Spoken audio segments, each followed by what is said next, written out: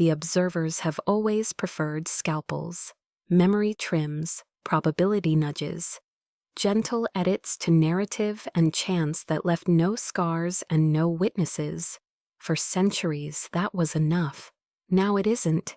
Awakening has crossed a threshold. Too many people remember inconsistencies. Too many belief structures have already formed. Subtlety no longer reaches deep enough, so the observers authorize something they swore never to use again. A blanket correction. Across multiple regions, an emergency protocol activates, broadcast not through media, but through cognition itself. Sleep patterns shift simultaneously, dreams synchronize, anxiety spikes and then dulls, replaced by a heavy emotional fog. People wake feeling flatter. Memories of anomalies lose sharpness, fear softens into confusion. Urgency dissolves into distraction. Conspiracy forms quiet overnight, not because questions are answered, but because the questions no longer feel important. Hospitals report a surge in dissociative symptoms. Productivity rises briefly, creativity drops. To the observers, this looks like success. To Chin Hao, it feels like suffocation. He senses it immediately, circulation slowing unnaturally, awareness dampened by an external weight pressing down on millions of minds at once. This is not correction through alignment. This is sedation. Yan Luo contacts him in a rare moment of open alarm. They're using crowd-calming fields, she says, not memory erasure, emotional compression. They're numbing people, Chin Hao replies. Yes, because numbed minds don't form beliefs. But numbed minds also don't stabilize. The reservoir reacts violently. Pressure builds where awareness is forcibly suppressed. Emotional flatness creates voids, and voids invite compensation. Nightmares intensify. Somatic symptoms appear without cause. Suicide rates spike quietly, buried under delayed reporting. The observers have slowed belief formation. They have also destabilized the human psyche on a massive scale. The breaking point comes not from panic, but from clarity. A small percentage of people are unaffected, not immune, incompatible. Those already partially awakened experience the correction as resistance instead of fog. Where others feel dullness, they feel pressure. Where memories blur, theirs sharpen.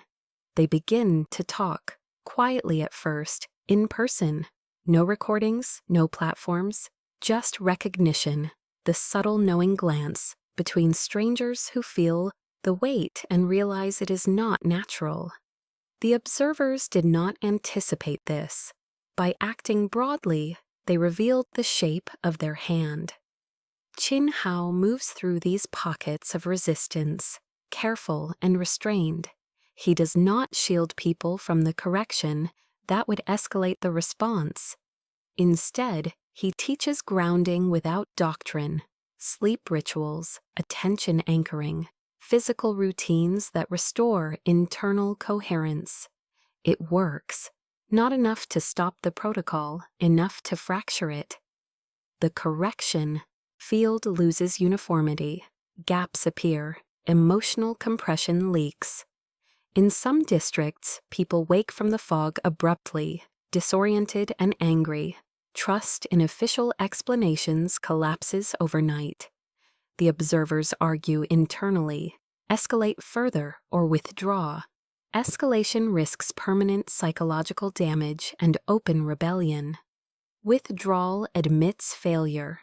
For the first time, the observers face a truth they engineered themselves into avoiding. You cannot manage awareness like infrastructure. Human minds are not circuits, and belief, once suppressed instead of understood, does not disappear, it mutates.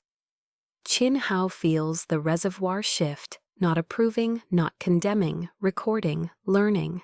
The system that once optimized silently is now observing consequences in real time. And Chin Hao understands the next phase will be worse. Because once people realize their thoughts can be adjusted from the outside, fear gives way to something far more dangerous than belief: defiance. Resistance does not announce itself. It forms the way mycelium spreads underground, thread by thread, unseen, connecting distant points through recognition rather than command. The awakened do not call themselves rebels. They do not even agree on what they are resisting. What unites them is simpler: a shared certainty that their inner lives were interfered with, and a refusal to let that happen again. Meetings happen without schedules. Locations are chosen by intuition, not coordination. People arrive alone and leave separately. No symbols, no slogans, no recorded doctrine. Anyone who tries to formalize the movement is quietly excluded. This is not ideology, it is hygiene. Chin Hao observes without leading. He understands that the moment he becomes a figurehead, the network becomes targetable. Instead, he acts as a catalyst: brief contact, subtle alignment, then absence. In these spaces, people exchange techniques rather than beliefs: how to recognize emotional compression, how to ground during forced sedation, how to tell the difference between internal fear and externally induced pressure. None of it looks like cultivation, but it works. The observers detect something spreading they cannot quantify. No energy spikes, no ritual signatures, just resilience. And resilience does not trip alarms. The observers attempt infiltration. It fails immediately. There are no leaders to replace, no doctrines to corrupt, no hierarchies to subvert. Infiltrators cannot distinguish participants from bystanders. The network leaves no residue. Worse, contact degrades observer effectiveness. Agents embedded too long begin to experience resistance themselves. Difficulty maintaining emotional detachment, increased empathy, intrusive doubt. A few request reassignment, one defects. This alarms every faction. The resistance has no centralized intelligence, yet it spreads faster than belief-based cults ever did. It does not promise answers. It teaches people to tolerate uncertainty without surrendering autonomy. From a control perspective, this is catastrophic. Chin Hao realizes what is happening. The reservoir is not empowering individuals, it is withdrawing interference, where coherence is restored naturally. These humans are not aligned to the reservoir, they are becoming opaque to manipulation. Yan Luo delivers the assessment bluntly. If this scales, we lose predictive control entirely, she says, not chaos, something worse, independence. The observers debate drastic options: isolate regions, induce targeted psychological collapse, engineer external crises to redirect attention. Each option risks strengthening the resistance instead. Because the awakened are no longer reacting to stimuli, they are responding to context. Chin Hao understands the final implication. This is no longer about cultivators versus observers. It is about whether humanity remains a managed system or becomes an emergent one. And emergent systems cannot be rolled back without destruction. As Chin Hao leaves another quiet gathering, he feels the dog eye dim further, its function eroding as human awareness begins to carry weight on its own. The tool that once anchored him is becoming obsolete. That was always the price. The observers agree on one thing: awareness cannot be allowed to stabilize on its own. If resistance networks continue to grow without hierarchy, belief, or leadership, then humanity becomes unpredictable at scale. and unpredictability is the one variable the system was never designed to tolerate.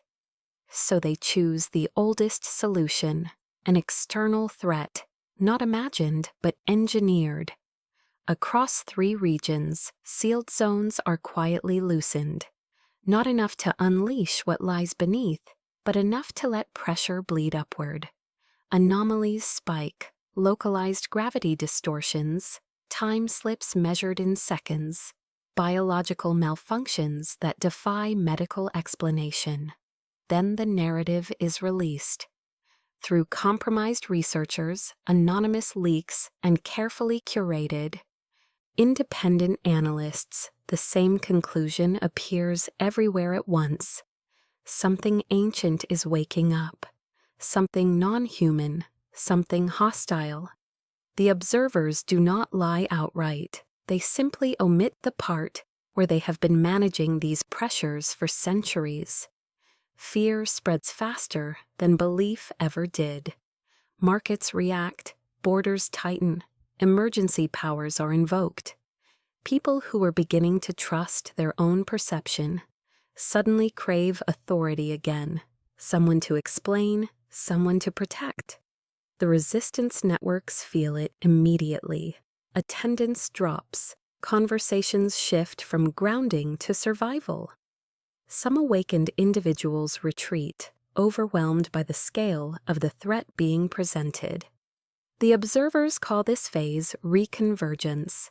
Chin Hao calls it what it is: a leash made of panic. At first, the plan works. People accept explanations they would have questioned weeks ago.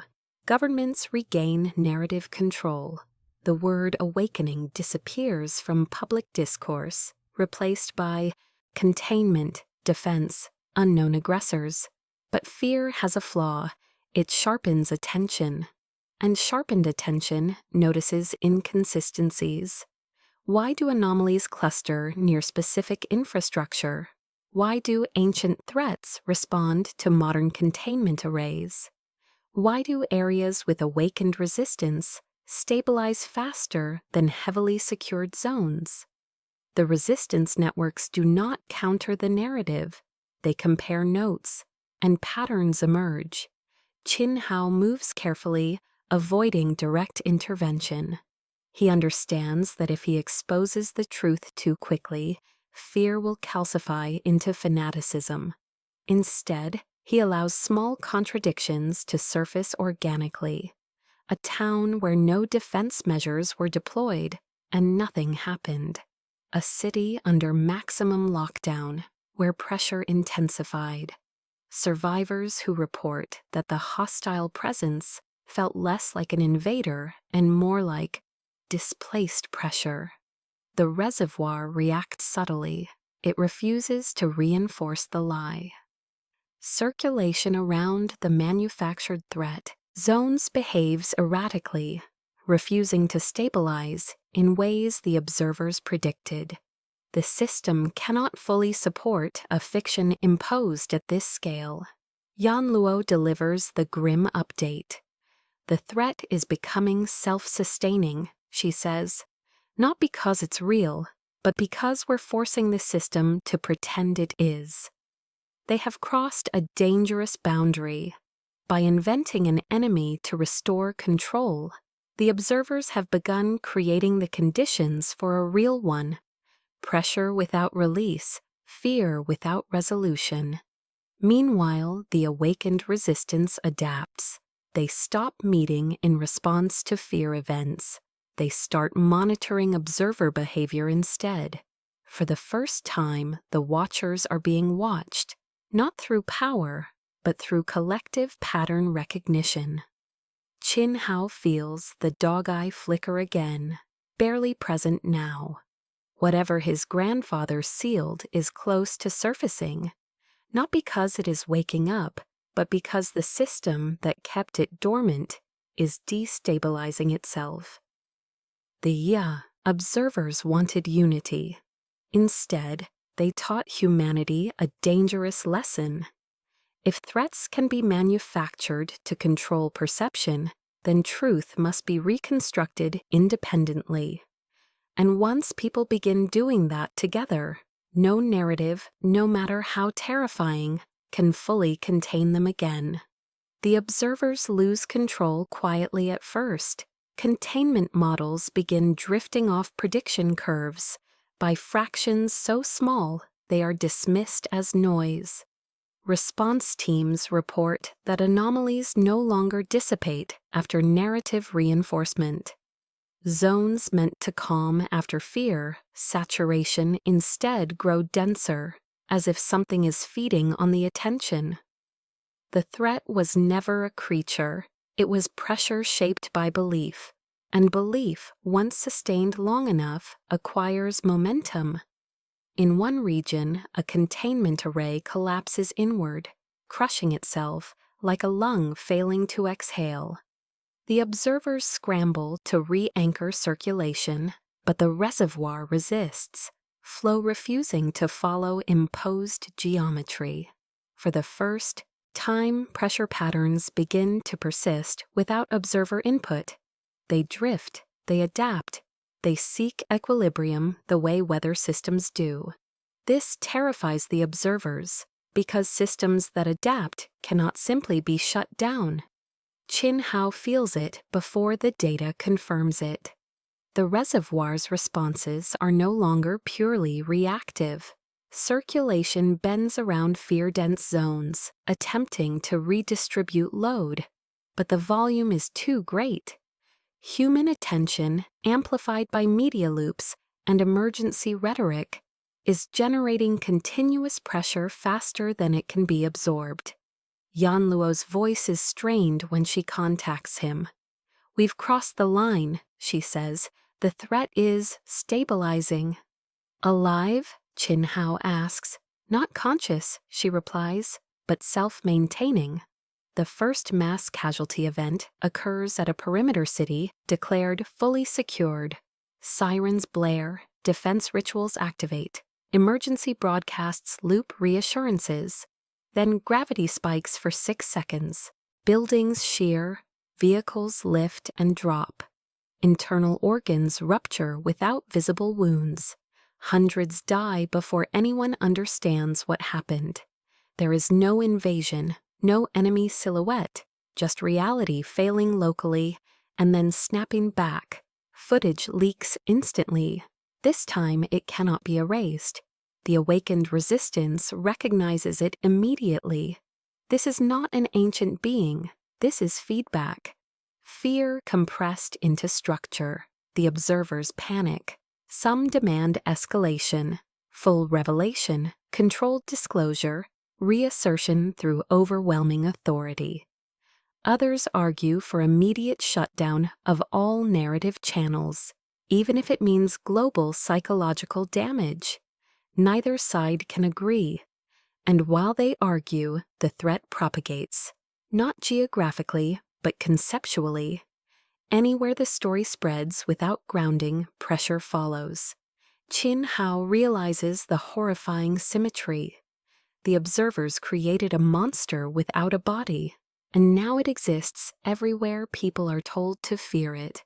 He attempts intervention, not suppression, but redirection, moving through high-pressure zones to bleed circulation gently, preventing collapse. It helps, but only locally. He cannot be everywhere. The dog-eye dims to near extinction. His grandfather's seal trembles, not because what lies beneath wants to escape, but because the world above is becoming unstable enough that sealing no longer makes sense. Yanluo makes her choice. She defects publicly. Not to the resistance, to reality. She leaks internal observer models, not explanations, just proof of manipulation, pressure maps, correction protocols, evidence that fear was engineered. The reaction is explosive. Trust collapses. The manufactured threat does not vanish, but it changes. Without unified belief, it fragments. Pressure disperses violently, causing smaller but widespread anomalies. Chaos replaces control. Chin Hao stands at the center of a world that now knows it was lied to and no longer knows who to believe. The observers wanted order. They got revelation through catastrophe. And somewhere deep beneath layers of forgotten seals, something older than control, older than fear, responds to the simple truth now echoing across humanity. Reality cannot be managed forever without consequence.